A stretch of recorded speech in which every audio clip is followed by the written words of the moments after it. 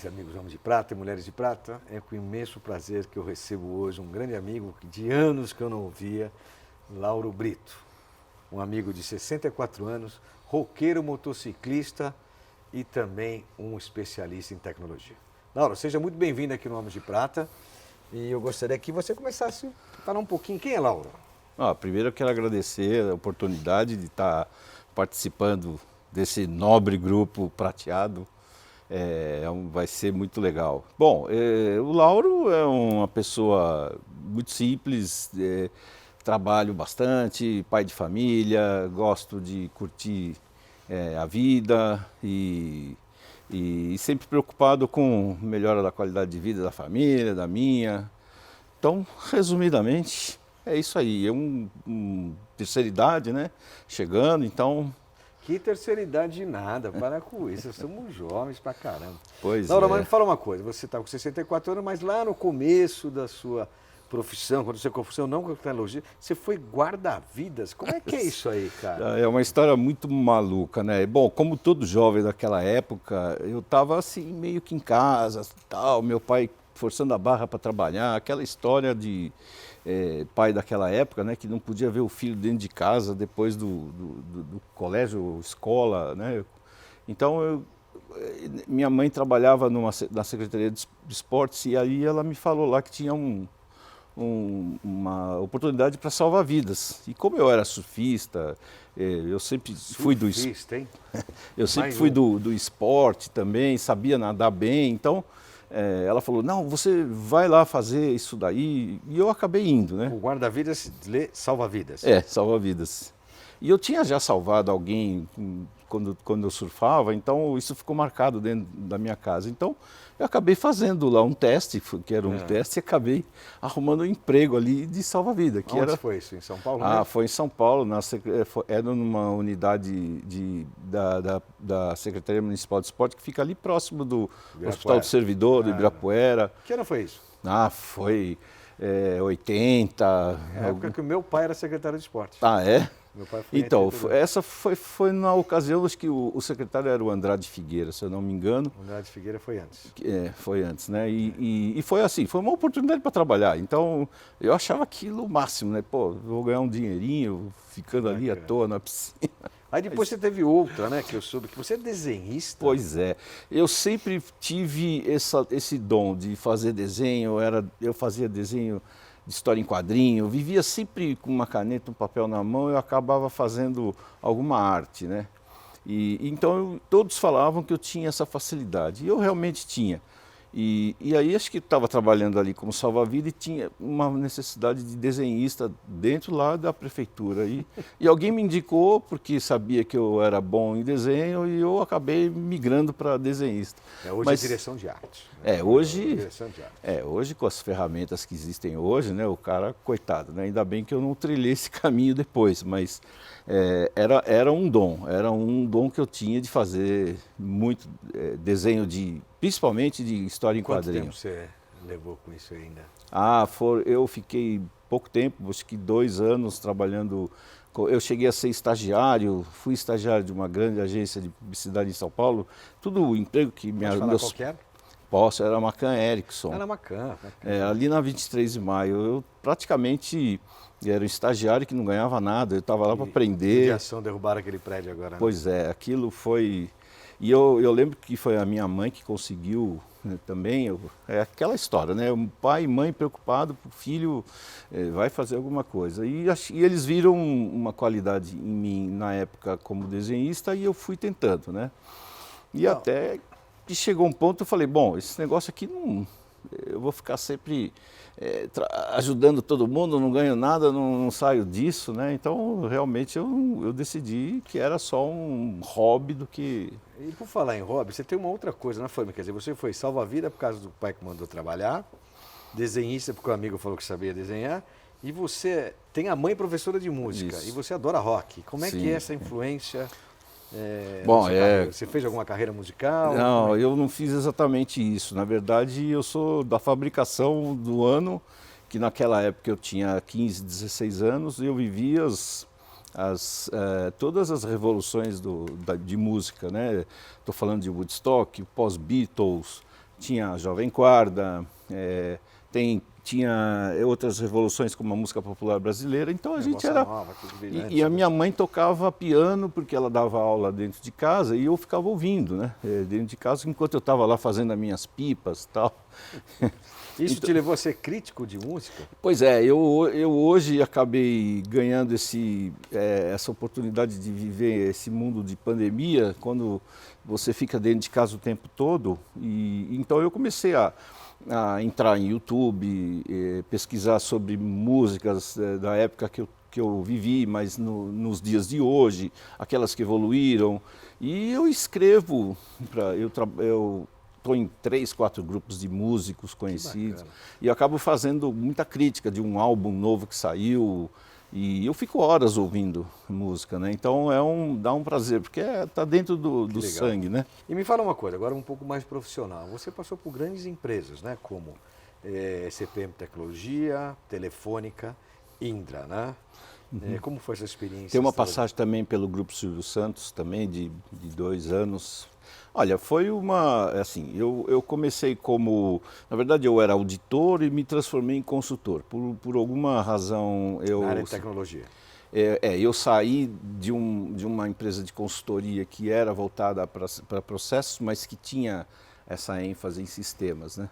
E quando eu fui para a CPM, foi aí que eu comecei a trabalhar com mais tecnologias, principalmente com automação de processos em grandes bancos, porque a CPM era uma provedora de solução. Sua formação é em tecnologia? A minha formação é administração de empresas, eu não sabia nada de tecnologia, nunca nem programava, nem programação eu fiz. E eu era muito mais um líder de projeto, gerente de projeto, e que sabia lidar com as pessoas e sabia conduzir, entendendo o negócio e aplicando a tecnologia através do conhecimento das pessoas da equipe de projeto. Então, sempre foi nesse sentido, fui uma espécie de montador de solução, baseado sempre em grandes operações de banco, porque a CPM era uma empresa notadamente provedora de soluções para banco, dentre elas o Bradesco, que foi um grande contratante de serviços. E ali acabei, acho que, vamos dizer assim, encontrando na minha carreira, depois de salva-vida, desenhista e músico, querendo ser, eu até queria ser músico, tinha aquela coisa, né, de querer ser músico ou jogador de futebol, era aquelas coisas de criança, né? Que são duas, você joga bola até hoje, né? Também, até hoje, graças a Deus, é o meu passatempo, né? Então, na CPM foi onde eu encontrei mesmo aquela vontade, falei, poxa, acho que é aqui que eu vou seguir, é uma área que precisa de gente que conheça negócio e tem pouca gente com esse viés, né? Que conhece bem as áreas de negócio e não tanto tecnologia, né? E aí você foi migrando nessas outras empresas, Sim. sempre na área de... Sempre na área de tecnologia, sempre em grandes projetos, em áreas de core business, né? Bradesco em área de banco de investimento, mesa de operação, mesa de compras, mesa de câmbio, e depois na Telefônica em operações também dentro de gerenciamento de contratos, de instalação, de projetos de rede, que eram automações voltadas para melhorar o processo que as áreas tinham. Automação. Legal. Bom, antes de mais nada, eu gostaria de agradecer a Brasil Prev, que gentilmente nos cede o seu espaço, uma instalação fantástica, e também a nossa querida Água Prata, que nos acompanha todos esses anos de projeto aqui do Homem de Prata. Bom, Lauro, legal, você passou por essa série de empresas.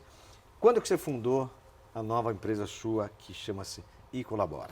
Bom, a iColabora foi fundada ali no início, entre 2003 e 2004, depois de vamos dizer assim, de algum estímulo, de algum trabalho que eu tive dentro de uma dessas empresas que eu trabalhei. A última foi a Indra, né?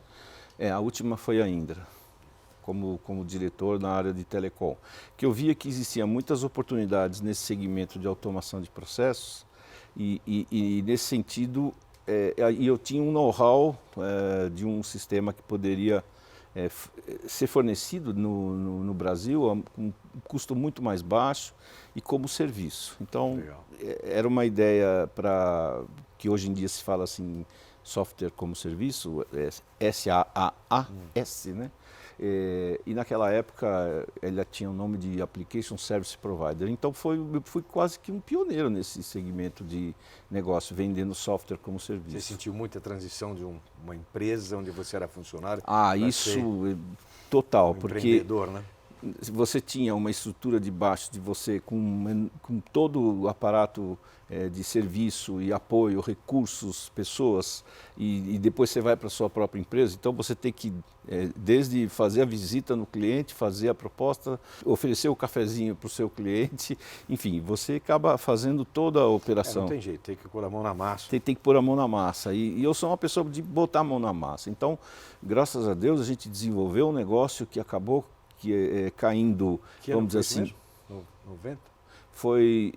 Isso foi em 2004 para 2005, fomos crescendo a cada ano, cerca de 20% a 25% por ano que a gente ia crescendo e sempre trazendo melhor eficiência em back-offices de empresas grandes. Então, telecom, bancos, estou falando em empresas de varejo também, hoje em dia já estamos no segmento de varejo. Os famosos robozinhos que você coloca. A gente coloca robôs para buscar informação, robô para entrar em sistemas legados, enfim. Não é tirar exatamente a mão o emprego de pessoas, mas sim fazer com que essas pessoas tenham oportunidade de trabalhar em algo mais nobre e deixar o trabalho braçal para que a tecnologia possa processar. Então, nesse sentido, a gente cresceu bastante graças ao nosso conhecimento que envolve processo, negócio e tecnologia, né?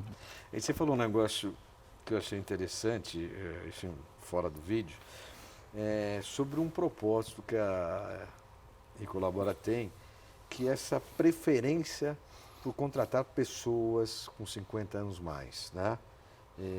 Para ser um colaborador, de alguma maneira estar engajada no projeto.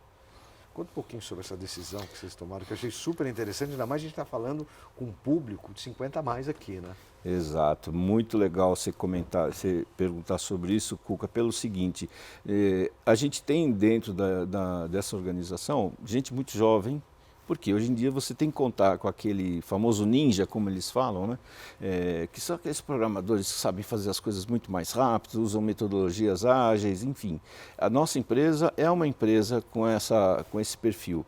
Só que, como a gente trata em grandes empresas com pessoas com diferentes níveis de conhecimento, formações e de idades diferentes, a gente precisava equilibrar melhor essa balança, de ter pessoas de 50 a mais, que já passou por processos, já passou por empregos, já passou por uma vivência, que pudesse equilibrar essa empresa, tendo, vamos dizer assim, o cabelo branco mesmo na condução do projeto e no relacionamento com as pessoas. Muito bacana, que isso é um trabalho bacana. E outra, você também garante diminuição desse turnover com essa molecada, né?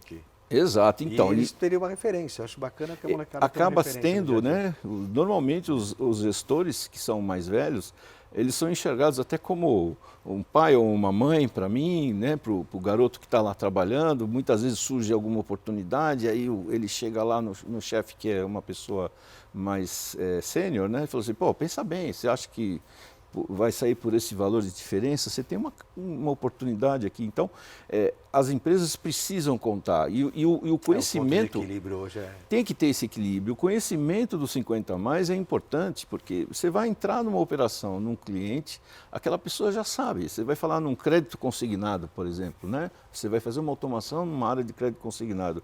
Você não precisa explicar isso para uma pessoa de 50 a mais, ele já sabe o que é. Já não precisou, né? Você já não está sendo um cliente nesse produto.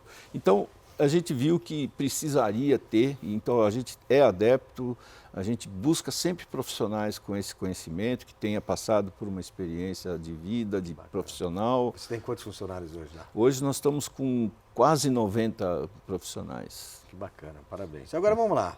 E a dona Paula Regina? Pois é, a minha companheira de 36 anos de casamento, tenho mais uns 6 ou 7 de namoro, né? Então, Ela mesma fala, poxa, eu te conheço desde quando eu tinha 17 anos. Bom, ela é a minha companheira, está sempre do meu lado, com Legal. todas essas evoluções que a gente... E com ela você teve 3 filhos, me fala Três um pouco. filhos, um de 31, outro de 28 e uma menina de 22. Quem seguiu a sua carreira? Eu tenho os 2 meninos meus que estão trabalhando comigo. Que bacana.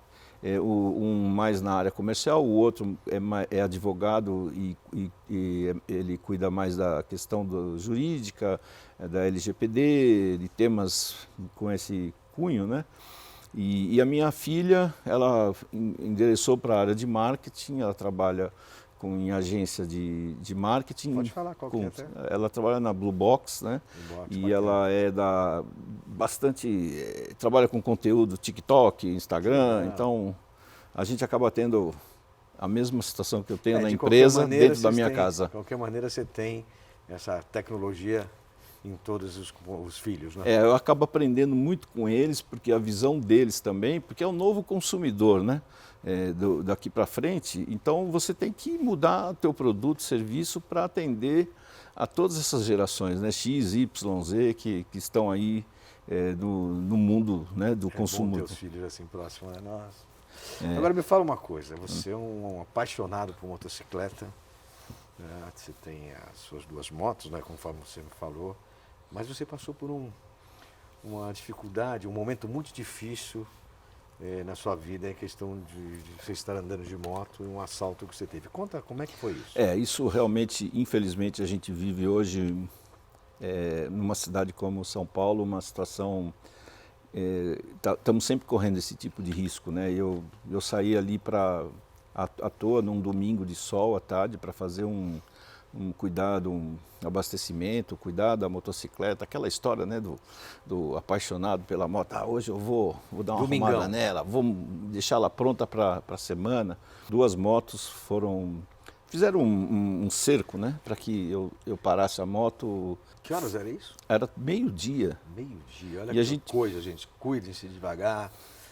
Pois é, e a gente tem que tomar um cuidado com isso, não fazer o que eu fiz, porque O que você fez? Conta eu os acabei, detalhes. eu sempre me treinei para ser para quando isso acontecesse, eu entregar tudo, não reclamar, não fazer nenhum gesto brusco, né? E na verdade o que aconteceu ali, eu não sei, né? Você toma uma decisão ali, o pânico te faz tomar essa decisão. Então eu meio que desviei, saí, fugi. Eram 2 caras. Eram você- 2 motos, eu não sabia que tinha uma segunda que estava mais adiante. Então o primeiro ele já começou a atirar e o da frente também começou a atirar. E eu me agachei fazendo zigue-zague, acelerei na Marginal Pinheiros aqui próximo, né? Aqui em São Paulo, próximo ao na ponte da Avenida Morumbi no sentido Interlagos. E eu tomei 3 tiros, 2 pegaram no capacete e um entrou no meu braço. E a bala se alojou aqui, né, no final do braço aqui. Interessante que você não perdeu Não. nenhum movimento, nada. Então foi um milagre. Gente, isso é um milagre É mesmo. um milagre. Foi dia 25 de julho, vai fazer um ano agora, né? Eu vou fazer um ano de idade. Nós né? estamos em julho aqui de 2022. Exato, e eu vou fazer um ano de idade, né? Então, assim, foram 2 milagres. Uma por não ter levado um tiro e não ter caído da moto ou ter morrido ali no ato, né? E a segunda foi porque, quando eu fui atendido no hospital, essa bala não pegou nenhum tendão e nenhuma artéria principal. Então eu tinha os movimentos da mão mesmo no dia. Que sorte, hein? Então realmente foram 2 milagres, né? Que assim, a gente tem que agradecer a Deus, né? Por estar sempre do nosso lado ali. Aquele dia com certeza o anjo estava presente, né? Ele estava fazendo hora extra. Qual a lição que você tirou disso? A lição que eu tirei é a gente tem que redobrar sempre a segurança quando você vive numa cidade como essa. Você tem que planejar tudo que você vai fazer, sempre olhando para esse tema da segurança como principal, né? Eu acabei... E entrega tudo, né? Entrega tudo, evita... a melhor coisa a fazer é entregar tudo e se livrar daquilo o mais rápido possível para que ele vá embora, porque material Você era de moto aí? pouco importa. Eu vendi as motos, eu acabei ficando um pouco traumatizado por isso, Claro, né? claro. Porque acho que a família também me pressionou para que eu ficasse fora disso por um tempo. Então eu estou dando Que meu pena, né? tempo eu acho que Mas assim, volta. em breve devo voltar, porque o cara Uma que tem paixão, paixão não consegue ficar longe da E não é o motocicleta. primeiro caso, tem outros homens de prata também que já passaram por isso. Bom, uma mensagem agora para finalizar para os homens de prata. Bom, o que eu posso dizer? Eu acho que o Homem de Prata, ele é uma pessoa, desse momento que a gente vive, extremamente necessário, né? Um exemplo que eu disse aqui da empresa. Então, ele não pode deixar de atuar hoje no segmento profissional, porque os negócios estão precisando de gente com conhecimento, com know-how. E eu sei que tem muita gente que se sente bem sendo produtivo, sendo uma pessoa que transmite conhecimento e que possa gerar valor. E aquilo possa ser para ele um motivo para ele viver a vida em paz com os amigos, num churrasco, no futebol, e que ele possa ter conteúdo, que ele possa ser uma pessoa... Então, eu acho assim, a gente não pode largar achando que a gente vai se aposentar, nós vamos contar lá com a aposentadoria, que nada, ainda tem muita oportunidade, tem muita... Nós somos jovens, somos. mais tempo, só isso. Assim, nós estamos numa terceira idade que não é a terceira idade, nós somos jovens até os 75 anos, Pelo né? menos, Porque né? pelo menos isso, né?